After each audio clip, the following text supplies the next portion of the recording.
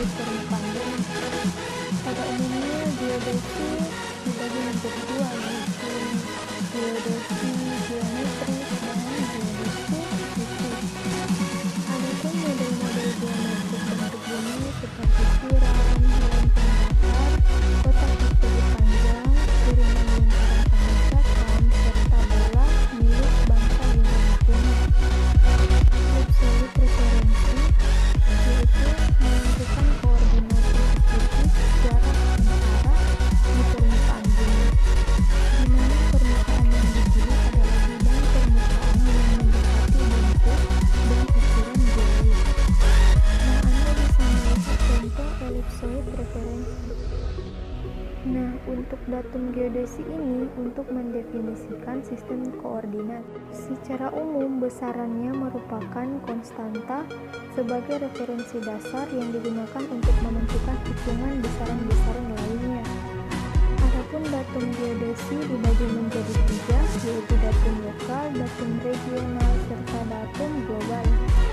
Nah, untuk datum lokal ini yang menggunakan ellipsoid referensi yang dipilih sedekat mungkin dengan menggunakan geoid lokal.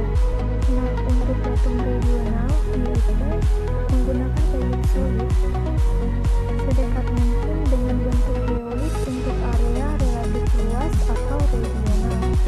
Datum global yaitu datum geodesi yang menggunakan ellipsoid referensi yang dipilih sedekat mungkin dengan bentuk geoid untuk area seluruh permukaan bumi. Sistem koordinat merupakan sekumpulan aturan yang menentukan bagaimana koordinat-koordinat yang bersangkutan mempersempitkan titik-titik tersebut. Sistem koordinat dibagi menjadi dua, yaitu sistem koordinat dua dimensi dan sistem koordinat tiga dimensi.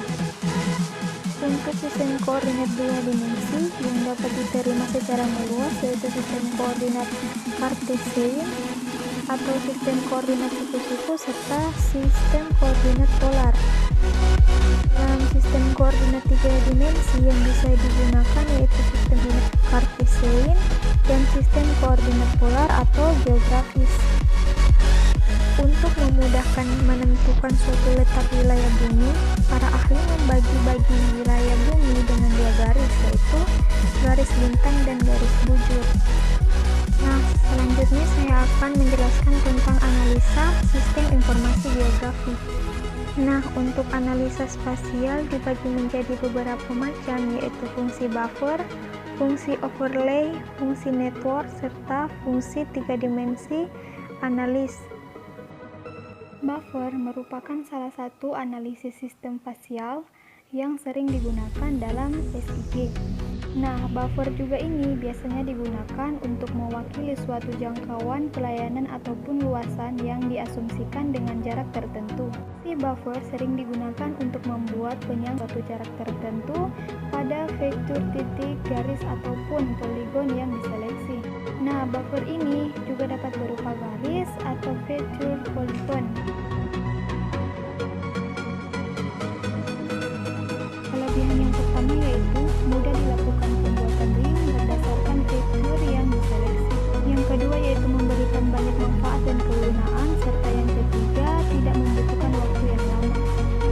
Sedangkan kekurangannya yaitu buffering tidak dapat dilakukan untuk berperan pada layar secara langsung, sehingga proses buffering dapat dilakukan satu persatu. Nah, hasil dari buffering ini membantu penyusunan atau pengaturan agar layar tidak dapat tertindih.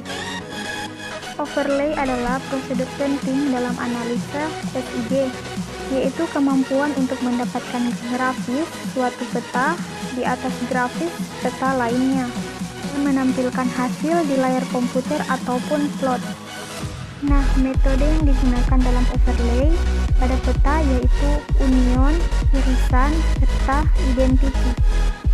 Ada beberapa fasilitas yang dapat digunakan pada overlay untuk menghubungkan atau melapiskan dua peta dari satu daerah yang sama namun beda atributnya, yaitu yang pertama yaitu detail tema, yang kedua yaitu merge tema, yang ketiga yaitu clip one tema, serta yang keempat yaitu insert tema. Yang kelima yaitu union tema. Yang keenam yaitu Action Data Tema. Nah, selanjutnya saya akan menjelaskan tentang network analysis.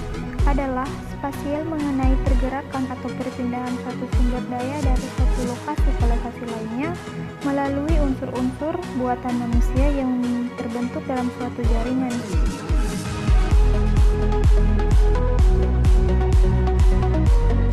Proyeksi peta adalah teknik-teknik yang digunakan untuk menggambarkan sebagian atau keseluruhan permukaan tiga dimensi yang secara kesarahan berbentuk bola ke permukaan datar.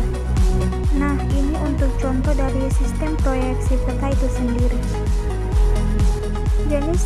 Jenis proyeksi peta yang pertama yaitu menurut bidang proyeksi, yang kedua menurut kedudukan garis karakteristik, yang ketiga menurut ciri-ciri asli yang tetap, yang keempat menurut karakteristik singgungan antar bidang proyeksi dengan bidang datum.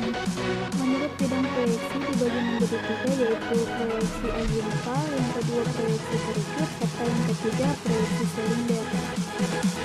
Proyeksi azimutal adalah proyeksi yang menggunakan bidang datar sebagai bidang proyeksi. Sedangkan proyeksi sterografik yaitu proyeksi yang titik Y-nya sepotong atau berlawanan dengan bidang proyeksi.